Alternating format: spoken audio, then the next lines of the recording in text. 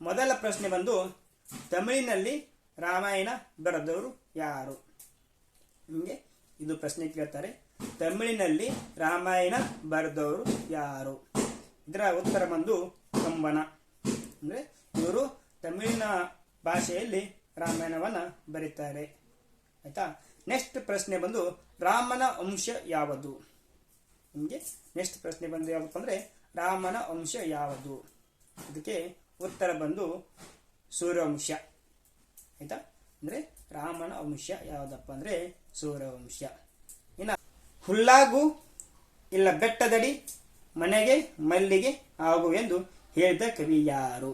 ಏನಪ್ಪ ಅಂದರೆ ಹುಲ್ಲಾಗು ಬೆಟ್ಟದಡಿ ಮನೆಗೆ ಮಲ್ಲಿಗೆ ಆಗು ಎಂದು ಹೇಳಿದ ಕವಿ ಯಾರು? ಇದರ ಉತ್ತರ ಬಂದು DVG ಗುಂಡಪ್ಪ ಅವರು. ಇನ್ನು ಕೊನೆಯ ಪ್ರಶ್ನೆ ಬಂದು ನಿಂಬೆ ಗಿಡದ ಹೂವಿನ ಬಣ್ಣ ಯಾವುದು? ನೋಡಿ, ನೀವು ಯಾವಾಗಲೂ ಎಕ್ಸಾಮ್ ಬರೆಯುವಾಗ ಸ್ವಲ್ಪ ಅದನ್ನು ಪರಿಪೂರ್ಣವಾಗಿ ಓದಿ.